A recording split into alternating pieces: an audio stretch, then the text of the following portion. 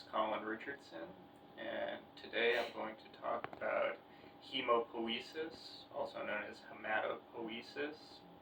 It comes from Greek, the word hemo meaning blood, poiesis meaning the making of. So this is the making of blood. Now, in adults, blood is made in the bone marrow. A lot of it is in these large, long bones. So the bone marrow is on the inside of the bones, a spongy tissue. And it will make three different types of cells. So it will make red blood cells, or erythrocytes, white blood cells, or leukocytes, and platelets, which are not technically cells but parts of cells, and those are also known as thrombocytes. Now, the making of the red blood cell, which is a biconcave disc, is called erythropoiesis, so the making of erythrocytes. That is regulated by the kidneys primarily. When there is a lack of oxygen or hypoxia to some of the tissues, the kidneys will tell the bone marrow to make more of them. Now, white blood cell manufacturing, or leukopoiesis, is regulated by the immune system. So they are typically immune-style cells that will go and either phagocytize other bacterias or viruses or things like that.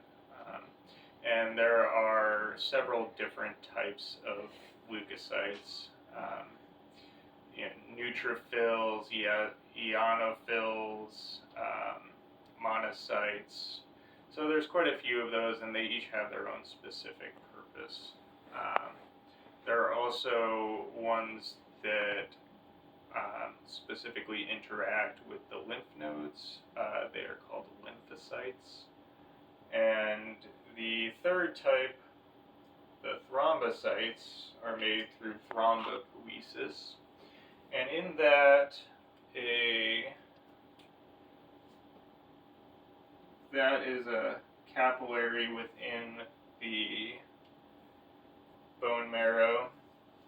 A larger cell called a megakaryocyte puts out a pseudopod or false limb into one of these capillaries, and the platelet that comes off of the megakaryocyte is actually a piece of that pseudopod.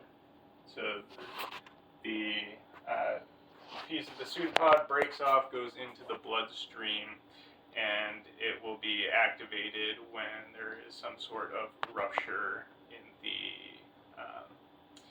skin or rupture in the other endothelial cells. Now, in a developing fetus, the blood cells are typically created within the liver, also within the spleen, and they later migrate to being made exclusively in the bone marrow. And that is a little bit about hemopoiesis.